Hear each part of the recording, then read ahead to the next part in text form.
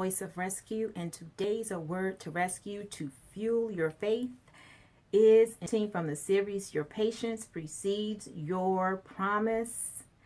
And the text for this message is found in Proverbs chapter 19, verse 11, and the New International Version reads, "A person's wisdom yields patience. It is to one's glory to overlook an offense." Here, wisdom is defined as discretion, insight,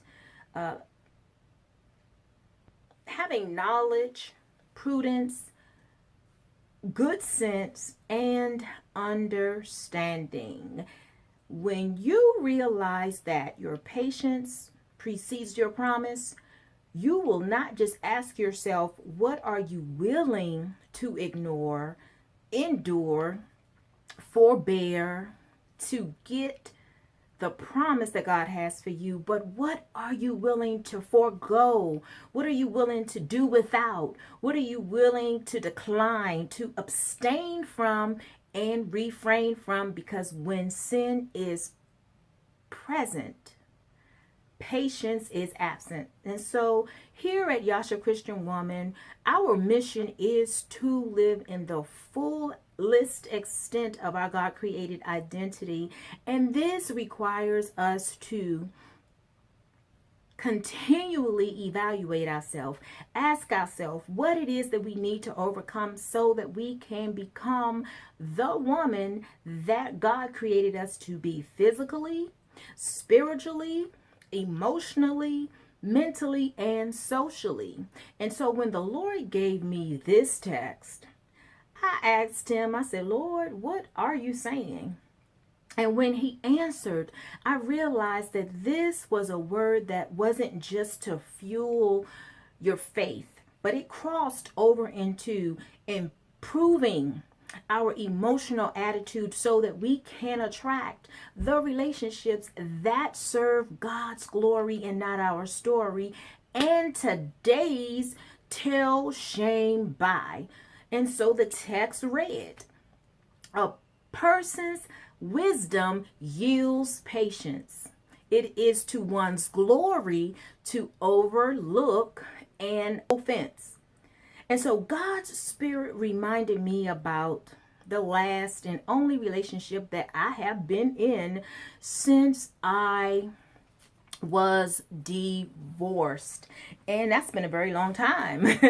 And so after a year of dating, me and this man began talking about marriage, and I soon after heard the Spirit of the Lord say that he's not the husband that I have for you.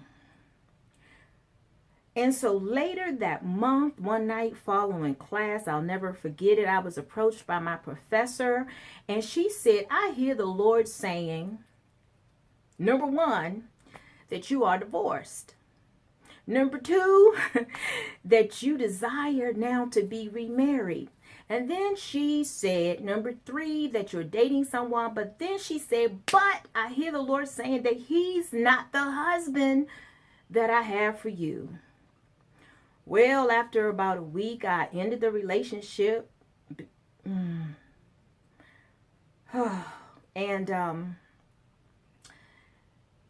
then I got back with him later on because I reached a point where I began to doubt because, see, I lacked the wisdom, the understanding, the insight,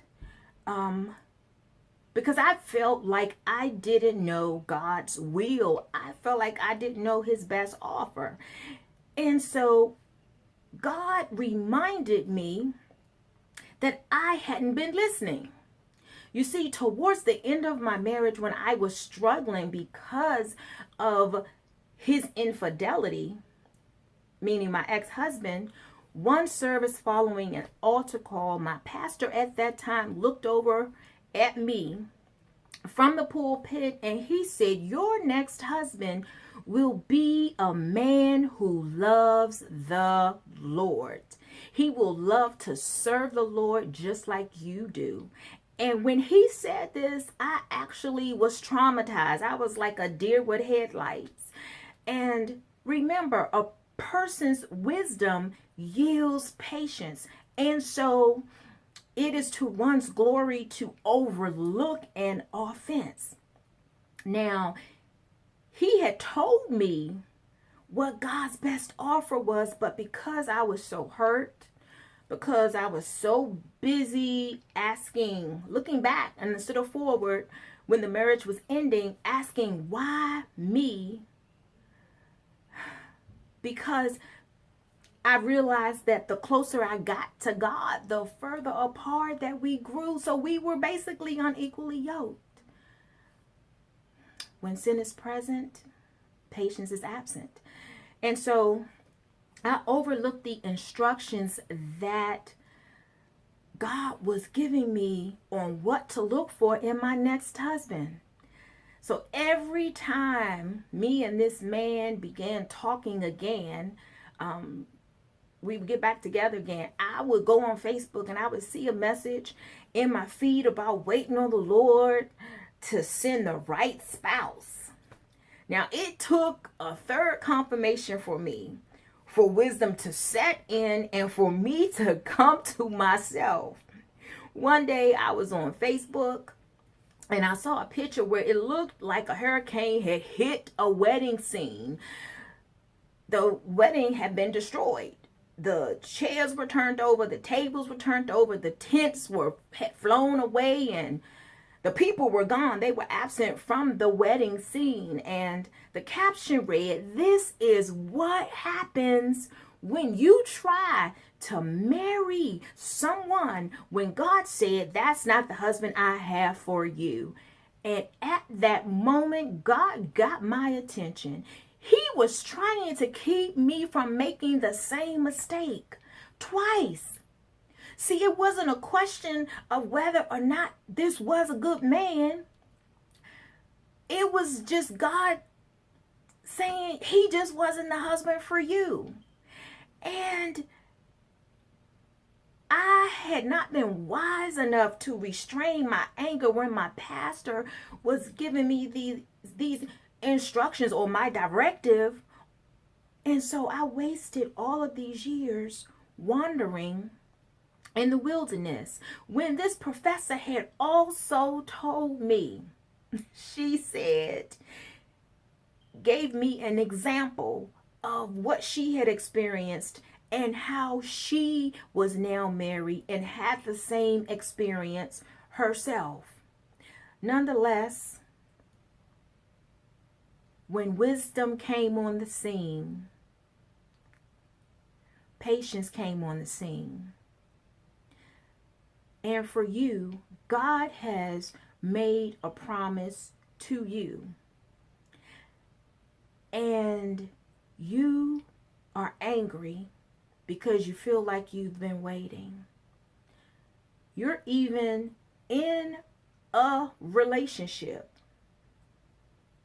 And I know all of my messages have not been about a relationship, but I understand based on the warfare that I went through for this message. I've been sitting on this message for a week. I was going to give this message on Tuesday for Fuel Your Faith, and then I was just going to give it on Wednesday for Destiny Circles, not for your story but God's glory. And then the Lord told me to give it today for Tell Shame By. Because what the world tries to do is the world tries to shame women. They don't do it to men, but they try to shame women. Number one, when you don't have a husband, they try to shame you. When you get divorced, they try to shame you. If you have a lot of kids and you have not, been married, so first time when I said not been married, I mean that you don't have any kids and you're not married and you're single.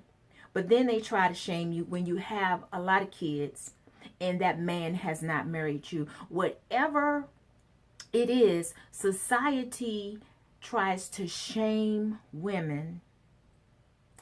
And today I say to you, be healed in Jesus' name. Tell shame bye. Do not settle for having a relationship just for the sake of having a relationship, and it's not the relationship that God has ordained that is best for you. I know that was a lot, but I'm saying what God told me to say. This is the victory. No woman left in captivity, because Jesus gives us the power to overcome everything that tries to overcome us. At every age, at every stage, and in every area of our lives.